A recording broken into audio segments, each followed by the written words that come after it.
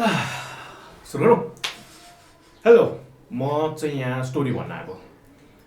सबैलाई थाहा छँदैछ वैशाख 12 गते 2072 सालमा ठुलो भूकम्प गयो।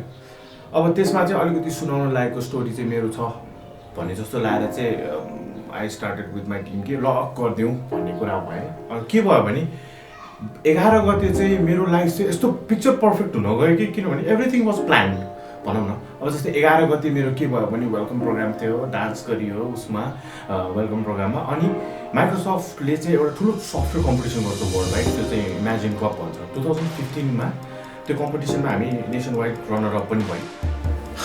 11 गते I got this nationwide runner up. अनि वी स्टार्टेड मुभिङ अन, जित्यो 11 गते जित्यो। It was very picture perfect. अब अपर्च्युनिटीहरू आउन थाल्यो होइन। अब वी स्टार्टेड प्लानिङ कि अब के गर्ने नेक्स्ट बिग थिङ। अब हामी एउटा प्लेटफर्म पायौँ भन्ने कुरा भयो। अनि अचानक के भयो भने 12 गते ह्यापन।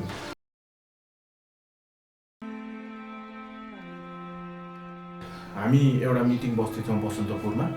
मैले भूकम्प जानु अगाडि 12 गते थाहा पाएको भनेको आयो 3चोटि। त्यसपछि मलाई खिचिसक्यो होइन। अब त्यो के भयो भने यस्तो सडनली भयो कि हामी we are in the meeting, रेस्टुरेन्टमा एउटा मिटिङ बसिरहेको थियौँ। त्यसमा बस्दाखेरि 3जना बाहिर निस्केको, हामी 3जना थियौँ। 3जना बाहिर निस्केको बेलामा मलाई त पुरै खिचिहाल्यो। मलाई खिचिसके पछाडि मलाई पुरै खिचेको थियो। मेरो एउटा हात, यो हातमा त निस्केको थियो। त्यो हात निस्किँदाखेरि चाहिँ के भयो, यो मात्र चिसो भएर चाहिँ मलाई थाहा भयो। अब त्यति बेला चाहिँ के हुँदो रहेछ भने दिमागले अलिकति काम गर्दो रहेछ। अब म हल्लियो भने मलाई अरूले भन्छ है, अब यो सामानले अरू मलबाहरूले भन्छ है भन्ने भयो। अनि त्यस पछाडि के भयो भने मेरो अर्को साथी चाहिँ आधी मात्र पुगेको रहेछ। अनि उसले के भन्यो भने मेरो साथीलाई किच्नु म तपाईँले, तपाईँ यहाँ यहाँ छ भनेर चाहिँ मलाई अलिकति गर्दाखेरि के भयो भने the thing I felt that was सबैजनाले हटाउँदै थियो। अनि मेरो टाउकोमा चाहिँ के छ जस्तो फिल भयो क्या मलाई।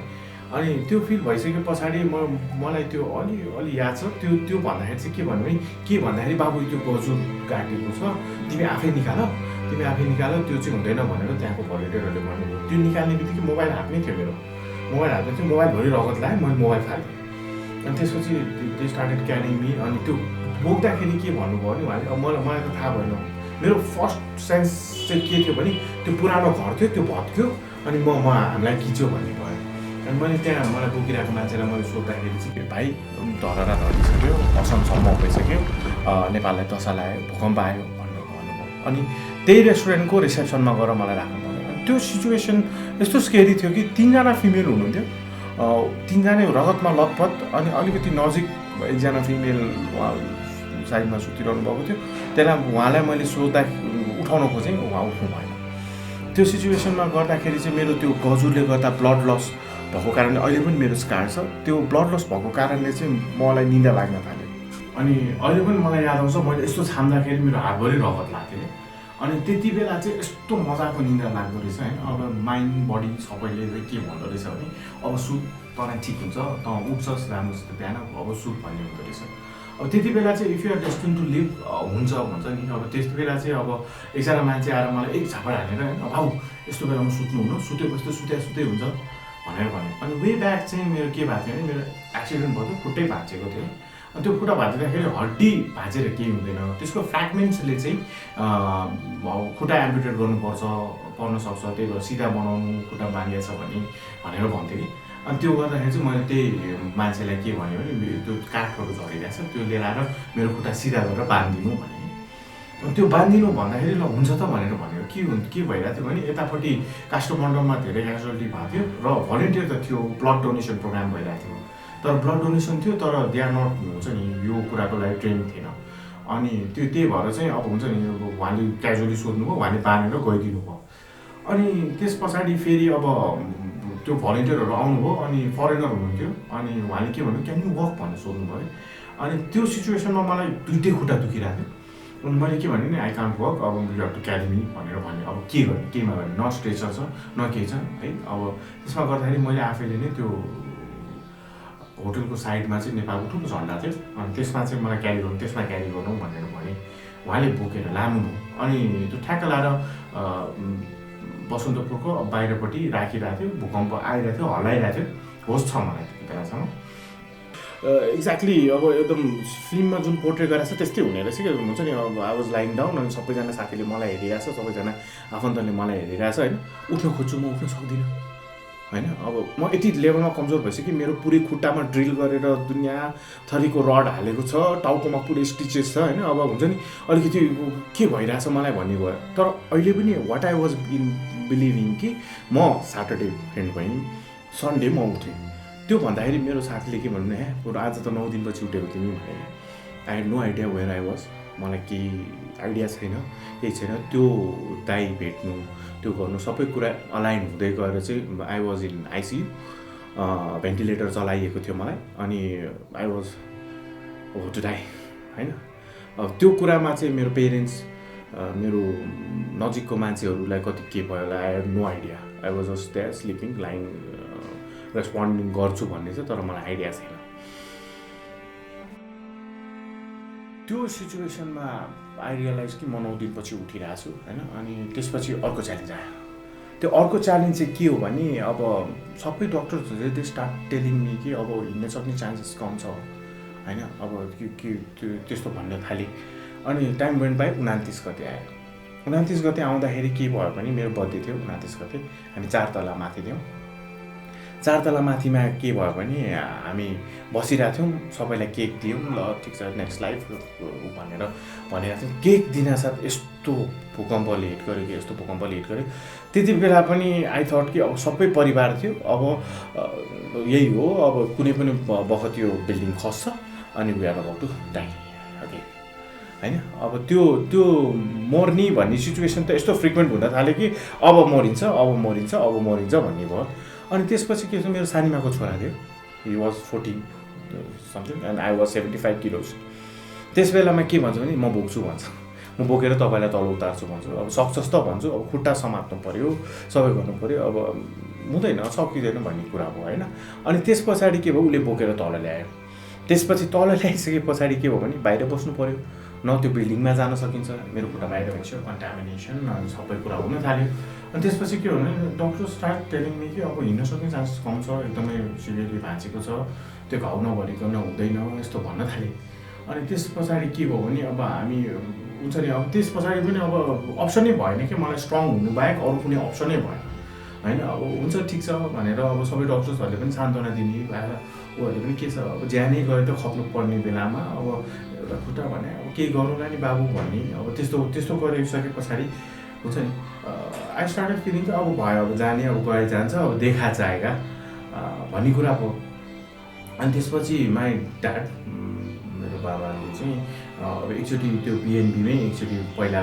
मेरो बुढाको एक्सिडेन्ट हुँदाको डक्टरलाई देखाउँ के हुने रहेछ भन्ने कुरा भयो अनि त्यो गर्दाखेरि चाहिँ उहाँले चाहिँ के भन्नु डक्टर सरोजी आउनुहुन्थ्यो उहाँले चाहिँ के भन्नु ठिकै छ ल्याउनुहोस् अनि let's see what we can do भनेर भन्नुभयो तर के भयो भने अब हामीले सिचुएसन पनि म्याटर गर्नुपर्छ हेर्नुपर्छ तर हामी अर्थक्वेक भनेर चाहिँ प्रिभिलेज दिन सक्दैनौँ भिक्टिम भनेर भन्दाखेरि चाहिँ के भयो भने हामी एउटा पोइन्टमा आयौँ कि ल ठिक छ हिँड्छ भने या कुनै कुरा बन्छ भने हामी ल we are ready to pay भन्ने जस्तो कुरा अब सकियो र त गरियो होइन अब भन्छ नि अब भगवान्ले पनि अब युनिभर्सले भगवान् यु गॉड भगवान् अर युनिभर्स होइन थाम्न नसक्ने कुरा दिँदैन अरे होइन इफ यु आर केपेबल तिमीलाई त्यो सक्ने कुरा मात्र दिन्छ भन्ने जस्तो कुरा गरेर वी वेन्ट टु बिएनबी अनि त्यति बेला के भयो भने अब त्यो टिचिङमा यस्तो क्योटिक सिचुएसन थियो अरे कि त्यो कसरी बचाउने मात्र भयो भने मेरो हड्डीको अलाइनमेन्ट चाहिँ बाङ्गो थियो अरे कि त्यो रडले गर्दाखेरि अनि त्यसमा गर्दाखेरि चाहिँ 5 फेज अफ अपरेसन गरियो हामी मेरोमा है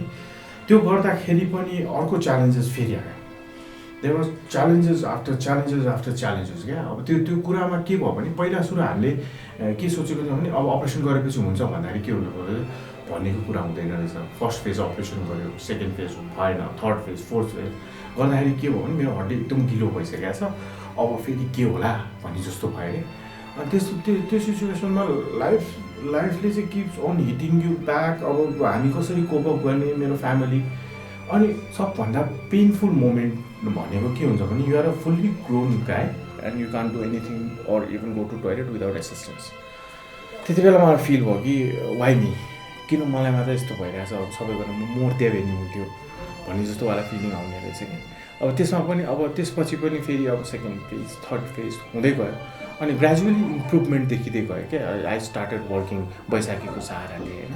अनि डक्टरले अलिकति कस्तो भने पहिला त एकदम डिप्रेसन खालको कमेन्ट आउँछ क्या, हिँड्न सक्ने चान्सेस कम छ, अब के गर्ने भन्नुपर्छ भन्नेबाट कमेन्टहरू कस्तो आउनु थाल्यो भने अब हिँडिन्छ बाबु, अब हिँडिन्छ, केही गरिन्छ भन्ने कुरामा चाहिँ आउन थाल्यो। अब अलिकति मोटिभेसन आयो, अलिकति आयो, अब साथीहरूबाट पनि आयो। मेरो my mother my father parents, मेरो दुईवटा सिस्टर ले एकदमै उ गर्यो। अब किनभने अब भूकम्पको बेलामा म बेडमा थिएँ, उनीहरूलाई कति पीडा भयो होला, घर पुरै खाली थियो। अब they literally live for a month टिचिङको बाहिर नै होइन। अब त्यो कुरामा चाहिँ एक्लै इफेक्ट हुँदैन रहेछ, सबैजना इफेक्ट हुँदैन रहेछ। तर त्यो कुरामा चाहिँ हिम्मत हार्नु हुँदैन रहेछ होइन। अब किनभने if I lose my hope, अब जे पनि हुनसक्थ्यो होइन। मलाई अब एक लेभलमा त किन मलाई मात्र होस्, अब एकचोटि वान्स इन फर अल सोचिदिउँ, अब मऱ्यो भने अब आनन्दै हुन्छ भन्ने पनि सोच आउने रहेछ है। अब त्यति बेलामा पनि अब हुन्छ नि युनिभर्स गाइड यु भनेर जस्तो गरेर चाहिँ अब कोही न कोही ल्याएर मलाई सम्झाउने क्या। मेन कुरा चाहिँ के थियो भने अब हुन्छ नि बाबु गर्न सकिन्छ, अब ऊ भयो भने हुन्छ भनेर एउटा बुस्टिङ फ्याक्टर चाहिँ युनिभर्स अलवेज गेभ मी क्या। बुस्टिङ फ्याक्टरहरू आउनु थाल्यो अनि त्यहाँबाट त्यसपछि आई ग्रेजुअली स्टार्ट वर्किङ क्या। त्यो वर्किङ गर्दाखेरि चाहिँ बैशाखीमा हिँड्यो, पछि एउटा बैशाखीमा हिँड्यो। अब I can see the changes, I can see the progress भन्ने कुरा भयो। अनि करियरको कुरा पनि आयो क्या। करियरको कुरामा के भयो भने अब एउटा प्रकारको सिम्पथीवाला कुरा आयो क्या। कस्तो भने बिचारा अब यसले त सक्दैन, यसको करियर जाने भयो होइन। अब बाउ आमाको इन्जिनियर बनाउने सपना जाने भयो, अब यसले सक्दैन भन्ने जस्तो कुरा हो। त्यति बेलामा मेरो परिवारले चाहिँ के भन्यो भने ल ठिकै छ, दुईवटा सेमेस्टर त हो नि, let's give it a shot भन्ने जस्तो कुरा भयो। अनि कलेजले पनि दे अग्रिड कि विल गिभ यु ट्रान्सपोर्ट अनि इक्जाम चाहिँ त्यो भन्ने जस्तो कुरा भयो। अनि त्यसमा चाहिँ त्यो गर्दाखेरि चाहिँ मैले दिएँ अनि प्रेसर फ्री पढ्न थालेँ क्या। त्यो प्रेसर फ्री पढ्दाखेरि के भयो भने आई पास इन्जिनियरिङ, अब छोरो इन्जिनियर बन्यो होइन। इन्जिनियरिङ त पास गरेँ, now came another challenge, that is मलाई कसले जब दिन्छ। कुनै पनि सफ्टवेयर कम्पनीले मेरो खुट्टा दुख्यो भनेर त कन्सिडर गर्दैन। अब मलाई के भयो भने मलाई आफ्नो सुरु गर्नु बाहेक अरू कुनै पनि अप्सनै भएन। अनि फ्यामिली सपोर्ट पनि थियो, तर we came out with a very lot of financial depreciation from my operation. अनि त्यो सबै सेल्फ पेमा गर्दाखेरि चाहिँ हामी तलै थियौँ भनौँ न, फाइनेन्सियली पनि, अब मोरली पनि, इमोसनली पनि, सबै कुरा एकैचोटि भइरहेको थियो क्या। अनि सोल प्रोप्राइटरसिपमा नयाँ कम्पनी खोलेँ। We are 8 member team now. 8 member टिममा अहिले चलिरहेको छ what I am doing as well. So हाम्रो मेन मोटो चाहिँ के रहेछ भने च्यालेन्जेसहरू आउने रहेछ होइन। अब च्यालेन्जेस पनि आउने इन द रेसियो कस्तो हुँदो रहेछ, ह्यान्डल गर्न नसक्ने च्यालेन्ज केही पनि छैन रहेछ। किनभने I literally can show you my picture which is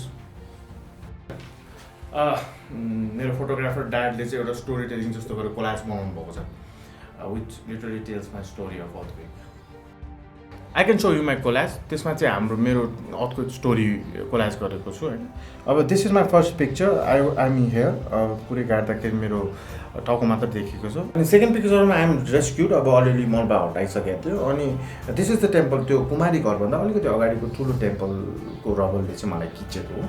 अनि दिस इज द पिक्चर, अब मेरो पुरै रडहरू छ त्यो पिक्चरमा चाहिँ। दिस इज 5 minutes 29 को भूकम्प आउनुभन्दा 5 मिनट अगाडिको फोटो।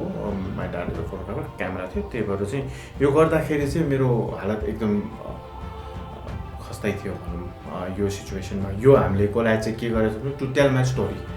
र अहिलेको सिचुएसनमा I am a living proof कि च्यालेन्जेस आफ्टर च्यालेन्जेस आइरहन्छ, तर कोप गर्ने सिचुएसन पनि दिएको हुन्छ।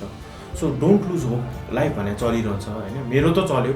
अब किनभने एज अ एभरेज स्टुडेन्ट झन्डै मरेको मान्छेले गर्दाखेरि वी आर, अब अहिले म I can proudly say that we are 8 member team, fully fledge IT company हामी चलिरहेछौँ। थान्डर टेक भन्छौँ हामीलाई फर द लभ अफ सेवा। त्यसमा पनि म स्पिरिचुअली पनि अलिकति अलाइन भएँ, त्यसमा पनि आई लभ महादेव।